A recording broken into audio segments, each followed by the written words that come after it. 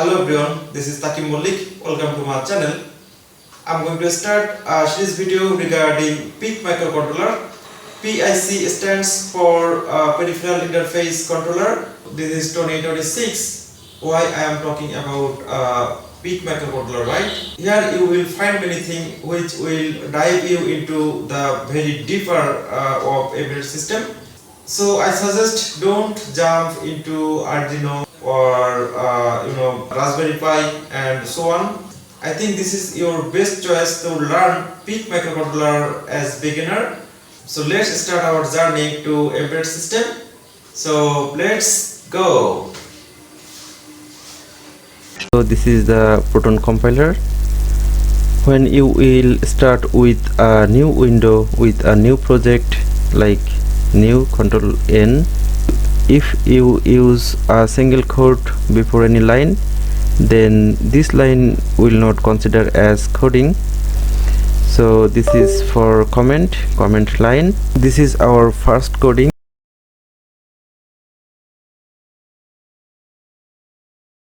Author, you can write your name here.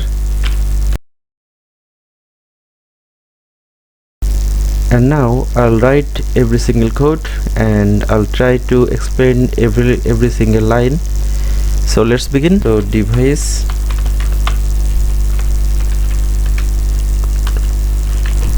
I'm going to use here a very little tiny PIC microcontroller. Is 8-pin microcontroller, and this is 12F675.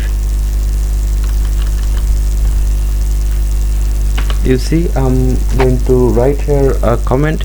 It is a good practice. I'm going to write here a documentation. Select the target microcontroller. Okay, you see I didn't write here PIC, I just wrote here 12F675.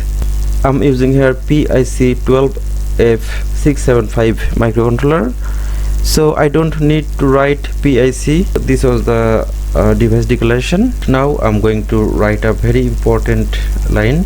We have to write here XTAL, it means crystal 4.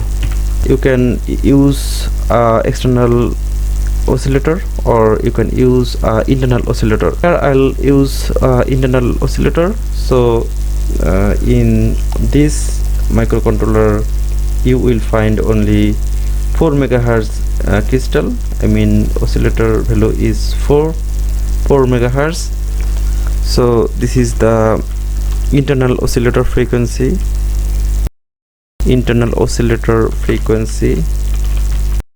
This is one of the most important line. It tells Proton the CPU is running at 4 megahertz. It doesn't configure the oscillator. It only tells the compiler the clock frequency, so it can calculate timing function correctly. Hardware and your coding part should be same. Now the configuration. This is a very important line. Actually every single line is very important.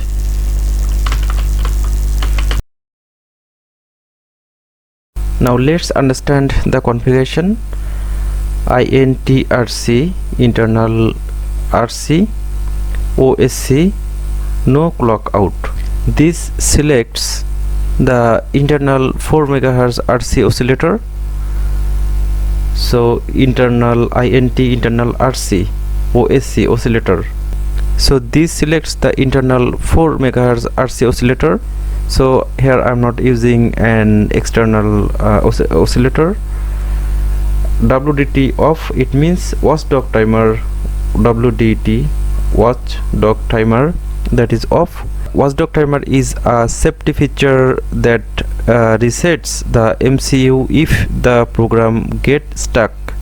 For learning purpose we disable it. In the final commercial firmware we will probably enable it. PWRTE on. So enable the power up time. So I on it when power is first applied the PIC waits for a short time before executing your code. This allows the power supply voltage to stabilize. And then MCLRE off. It means normally GP3 is use an external reset pin. MCLR master clear.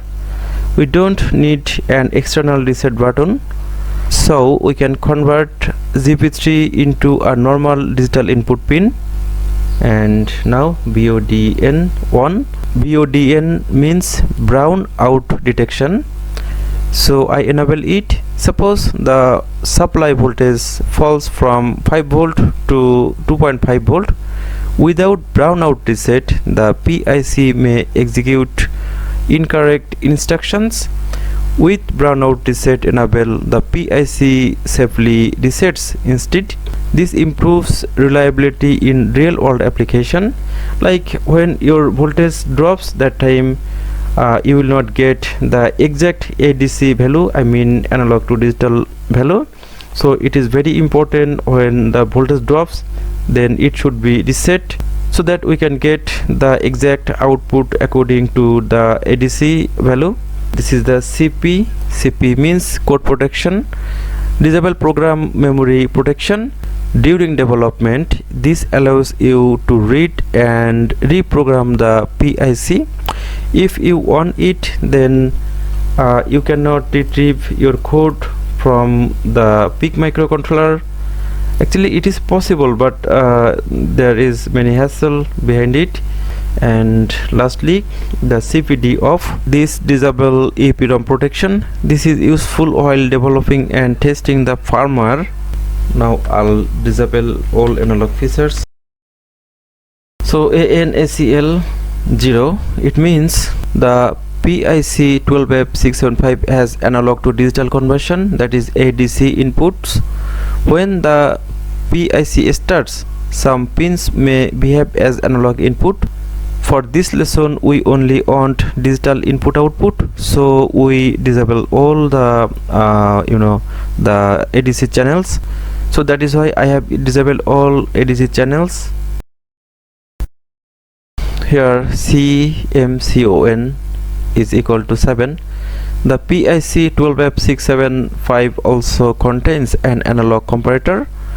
A comparator comparates two analog voltages. Here we don't need it in this lesson. Setting CMCON is equal to 7, which disables the comparator, so the pins behave as normal digital pins. Now I'll initiate the GPIO pin. As this is the microcontroller of 8 pin, out of these 8 pins, 2 will be occupied for the power line, and rest 6 we can use as input output. Some are ADC, analog to digital conversion. TRIS means tri-state register. It decides whether a pin is an input or output pin.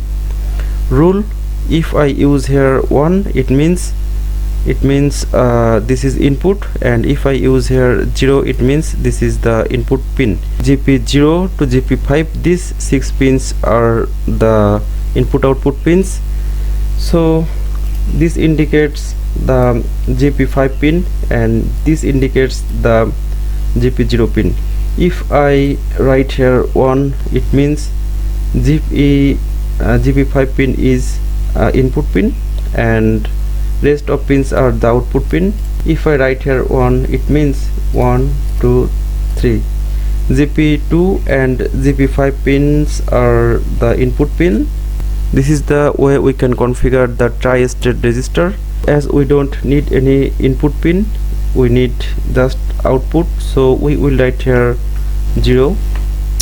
There is a very simple technique I applied, that is 0, it looks like O, so it means output, O for output, and 1 looks like I, that is input.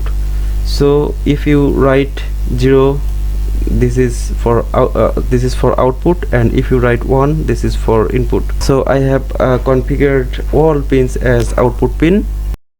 You should write a meaningful name for symbol, as I'm going to blink LED on GPIO 4 pin. So LED means GPIO 4. So here we have created an alias. Now I'm going to write a label here. In this label we will write the main program, high LED. It means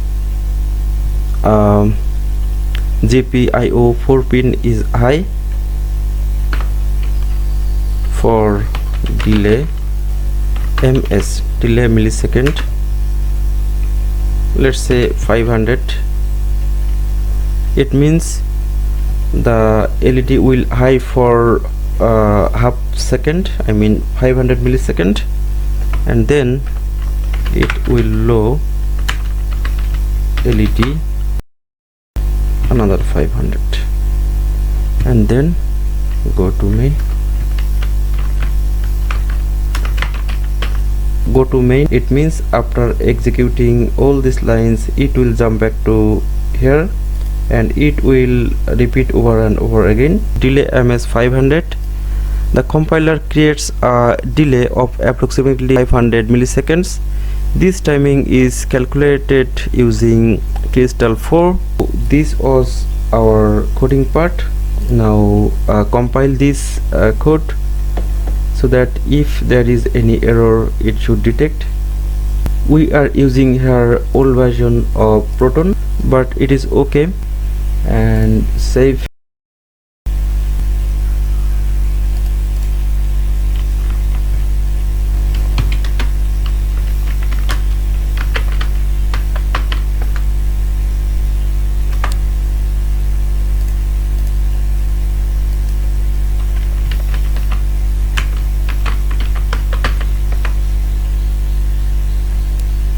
And now try to compile. You see it is compiling and showing no errors. So now it's time to simulate it. Double click on it and you see program files.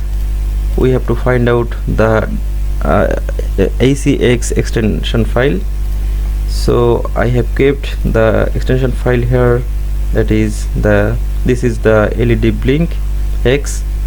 So this is the hex file, and you see if I use here 60 megahertz or 20 megahertz or anything else, that time we have to write here that crystal value. So now click on OK. Now it should glow.